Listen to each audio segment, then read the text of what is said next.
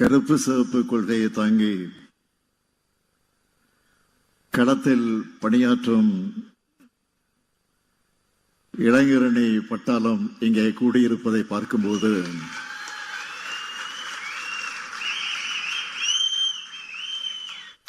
திருவள்ளூர் கோட்டமே திராவிட கோட்டமாக மாறியிருப்பதை பார்த்து பெருமகிழ்ச்சி அடைகிறேன். காலத்தின் நிறம் கருப்பு சிவப்பு எனும் அறிவு கருவூலத்தை தமிழ் சமூகத்துக்கு அளிக்கின்ற நூல் வெளியீட்டு விழா தமிழ்நாட்டின் லட்சிய கொடியாய் விளங்குகிற நம்முடைய கருப்பு சிவப்பு இருவண்ண கொடிக்கு வயது 75 என்பதை முன்னிட்டு வரலாற்று கண்காட்சி, இருநாள் கருத்தரங்கம், முற்போக்கு புத்தக கண்காட்சின்னு இளைஞரை முன்னெடுத்திருக்கக்கூடிய இந்த கொள்கை திருவிழாவில் பங்கெடுத்திருக்கக்கூடிய நம்முடைய கழக பொதுச் செயலாளர் மாண்புமிகு அமைச்சர் அண்ணன் துரைமுருகன் அவர்களே, கழக பொருளாளர் அருமை சகோதரர் TR பாலு அவர்களே, முதன்மை செயலாளர் மாண்புமிகு அமைச்சர் K நேரு அவர்களே, துணை பொதுச் செயலாளர்கள் I பெரியசாமி அவர்களே, பொன்முடி அவர்களே, திருச்சி N சிவா அவர்களே, ராசா அவர்களே, அந்தியூர் செல்வராஜ் அவர்களே, சாமிநாதன் அவர்களே, இந்த கொள்கை திருவிழாவுக்கு வித்திட்டு திக்கட்டும் திராவிடம் எதிரொலிக்க கடுமையாக களப்பணியாற்றும் கழக இளைஞரணி செயலாளர் மாண்புமிகு துணை முதலமைச்சர் அருமை தம்பி உதயநிதி அவர்களே,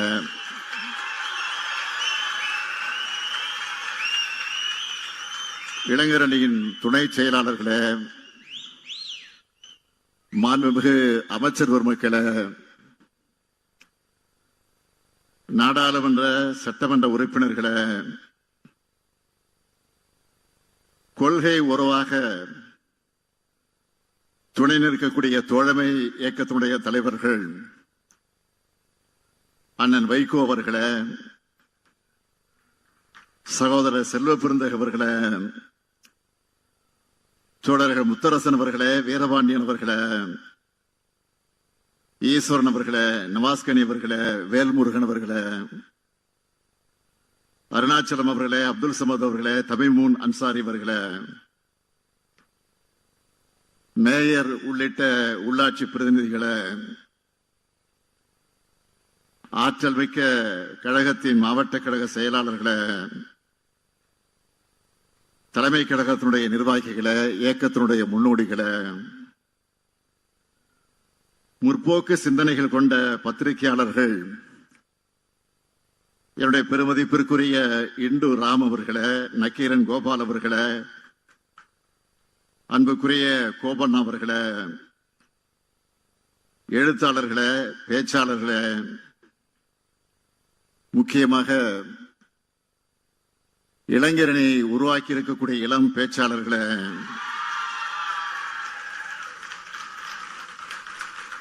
என் பாசத்திற்கும் பேரன்பிற்கும் உரிய ஈடு இணையற்ற இளைஞரணியினுடைய நான் வளர்த்த என்னரும் இனிய நண்பர்களே,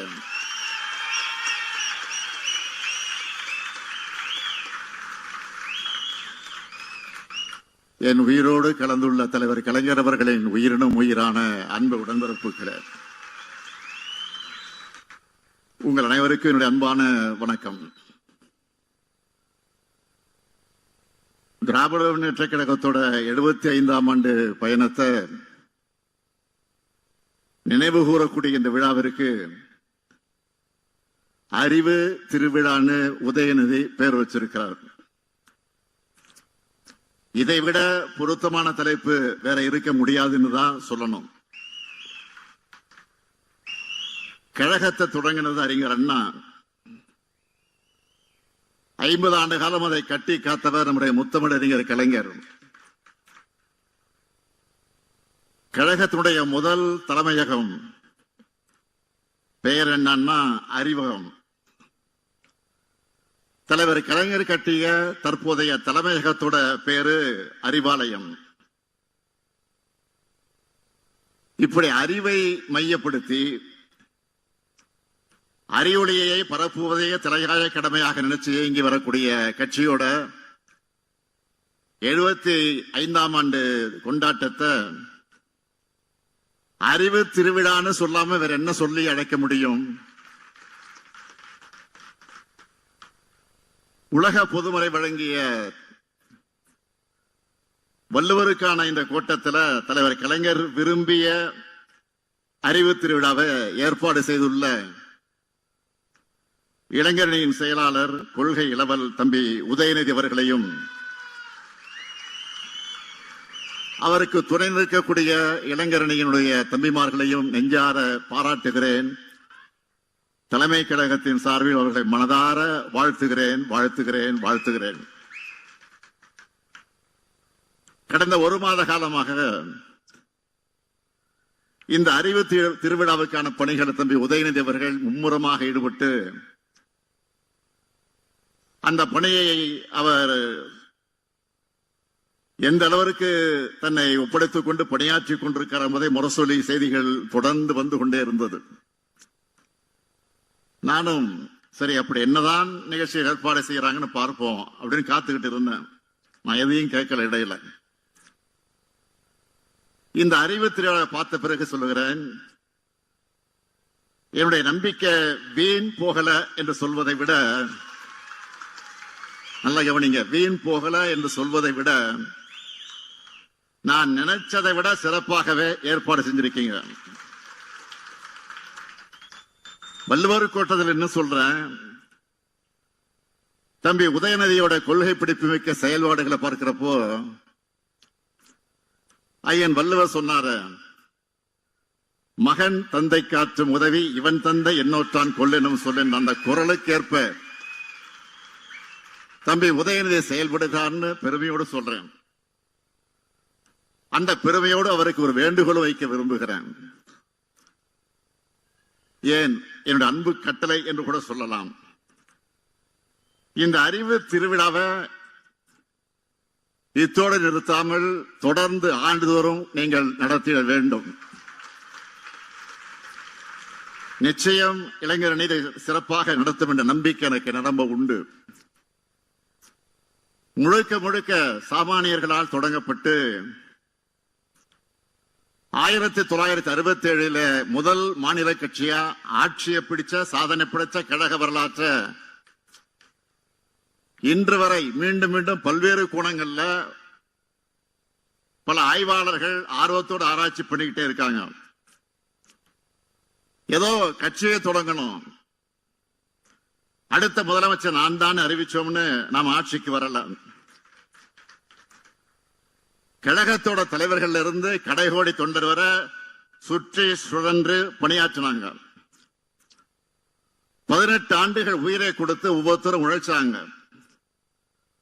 எத்தனை பத்திரிகைகள், எத்தனை புத்தகங்கள், எத்தனை கூட்டங்கள், எத்தனை கொள்கை வகுப்பெடுப்புகள், நாடகங்கள், திரைப்படங்கள், எத்தனை போராட்டங்கள், எத்தனை சிறைவாசங்கள், எத்தனை தியாகங்கள், எத்தனை துரோகங்கள். திமுக உழைத்த உழைப்பு சாதாரண உழைப்பல்ல. சமூகத்தில் சரிவாதி மக்கள் படிப்பறிவு கூட இல்லாத இருந்த காலகட்டத்தில் குக்கிராமத்தில் இருக்கக்கூடிய முடி திருத்தும் கூடிய செல்லும் கூட மக்களின் சிந்தனையை திருத்துகிற மையமாக செயல்பட்டுச்சு. சைக்கிள் கடை, டீ கடைன்னு ஒரு இடம் விடாம திராவிட இயக்க இதழ்கள் ஒரு திமுக காரர் வாசிக்க அவரை சுத்தி 10 பேர் செவி வழியாக கேட்டு உலக வரலாற்றை தெரிஞ்சுக்கிட்டாங்க.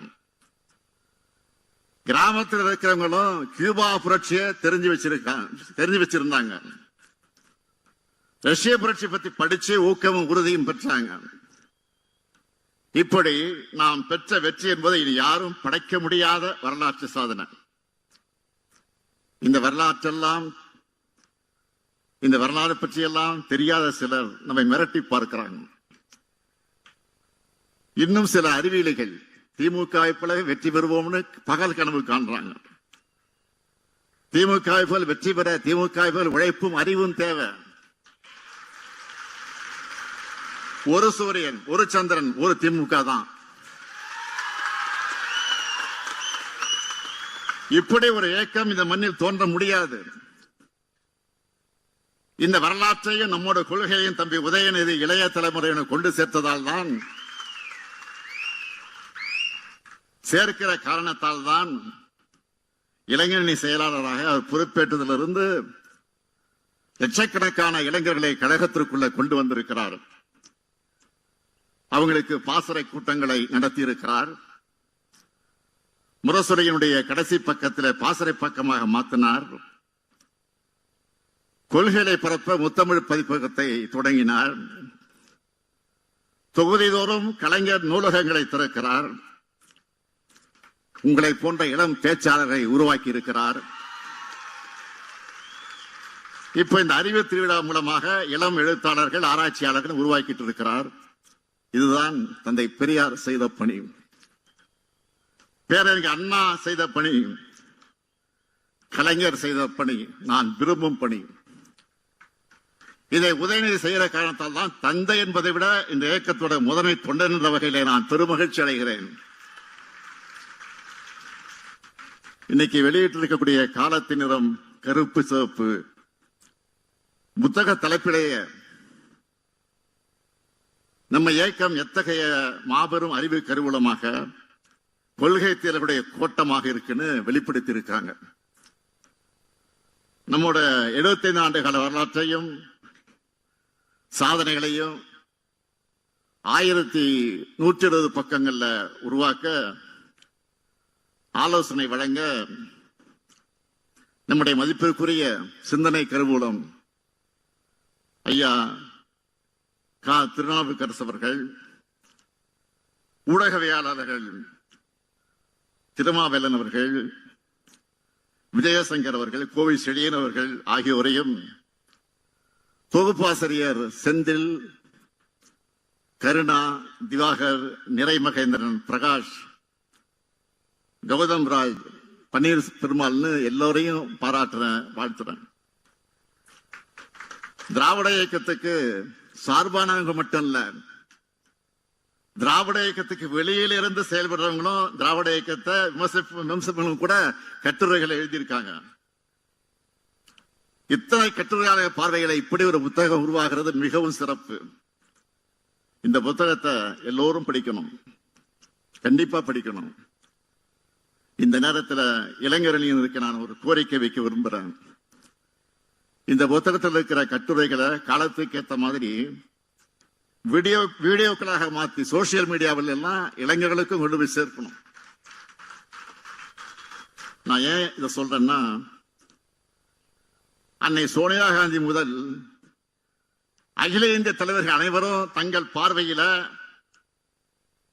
நம்மை அளவிட்டு எழுதியிருக்காங்க. இதுல ஒரு மாநில கட்சிய அகில இந்திய தலைவர்களும் மற்ற மாநில தலைவர்களும் புகழ்ந்து எழுதுகிற சாதாரணமாக எங்க நடந்துடாது. முக்கியமான தலைவர்கள் நம்ம இயக்கத்தை பத்தி சொன்ன கருத்துக்கள்ல ஹைலைட்டா ஒரே வரியில மட்டும் நான் இங்க பகிர்ந்துக்கணும் நான் விரும்புறேன். என்னுடைய அன்புக்குரிய அருமை சகோதரர் ராகுல் காந்தி அவர்கள் ஒடுக்குமுறையிலிருந்து மக்களை மீட்ட இயக்கம்னு சொல்லி இருக்கிறார். மதிப்பிற்குரிய லாலு பிரசாத் அவர்கள் சமூக நீதிக்காக 75 ஆண்டுகள் போராடிய இயக்கம்னு பாராட்டி இருக்கிறார்.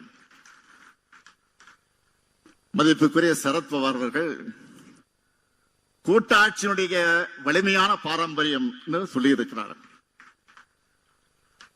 மதிப்புக்குரிய அகில இந்திய கம்யூனிஸ்ட் இயக்கத்தினுடைய தலைவர் டி ராஜா அவர்கள் சமத்துவத்தின் முகமாக இதை பார்க்கிறேன் என்று அவர் பாராட்டி இருக்கிறார்.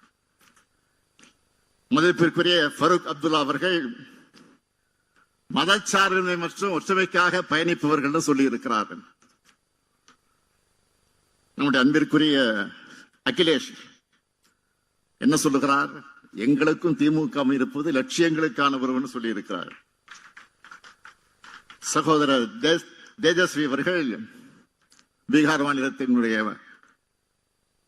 முதலமைச்சராக விரைவில் வர இருக்கக்கூடிய எதிர்பார்த்துக் கொண்டிருக்கக்கூடிய தேஜஸ்வி அவர்கள் நம்ம ஜனநாயகத்தின் தோழனாக பார்க்கிறார். அவர் மரியாதைக்குரிய அரவிந்த் கெஜ்ரிவால் அவர்கள் அனைவரையும் உள்ளடக்கிய இந்தியாவை கட்ட நினைக்கும் இயக்கம்னு சொல்கிறார். இப்படி இந்தியாவை போற்றும் இயக்கமாக நம்ம திராவிட முன்னேற்ற கழகம் வளர்ந்திருக்கு.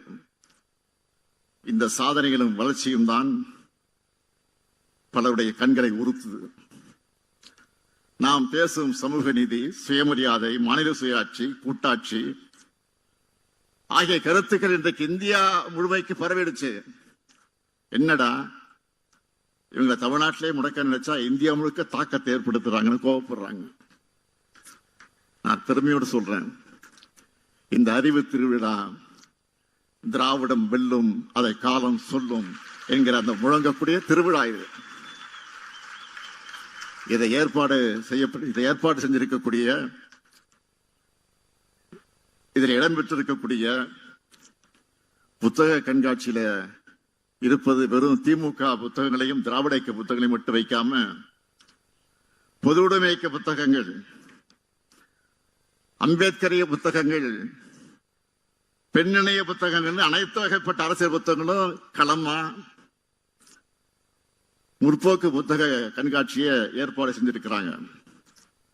முற்போக்கு கருத்துக்களை மக்களிடம் அறிமுகப்படுத்தி அவங்களை எழுச்சி பெற வைக்கிற என்ற பெயர் தந்தை பெரியார் செஞ்சிருக்கக்கூடிய பணியை நீங்க தொடர்ந்து செய்வது எனக்கு பெருமையாக இருக்கு. இங்க இருக்கக்கூடிய இளைஞர்கள் தம்பிமார்களை பார்க்கிறப்போ இது கூடி கலையும் கூட்டம் அல்ல, காலந்தோறும் கொள்கைகளை கூறுகட்டிக் கொள்ளும் கூட்டமாக இருக்கிறத காரணத்தால் தான் எத்தனை பெரிய எதிரிகளாக வந்தாலும் எத்தனை பெரிய தந்திரங்களை கொண்டு நம்ம வீழ்த்த முடியலன்னு உணர்த்துது. கொள்கை ரீதியா திமுகவை வீழ்த்த முடியாத காரணத்தால் தான் இப்போ தேர்தல் ஆணையம் மூலமா திருட்டுத்தனமா குறுக்கு வழியில வீழ்த்த முடியுமான முயற்சி பண்ண பாக்குறாங்க. அதுதான் SIR. மறந்துடாதீங்க. ஏன் அந்த SIR அவசர அவசரமாக நடத்தணும்? தேர்தல் நேரத்தில் குழப்பத்தை ஏற்படுத்தக்கூடிய இது வேணாம்னு எல்லா அரசியல் கட்சிகளும் வேண்டாம் என்று சொல்லியும் ஏன் நடத்தணும்?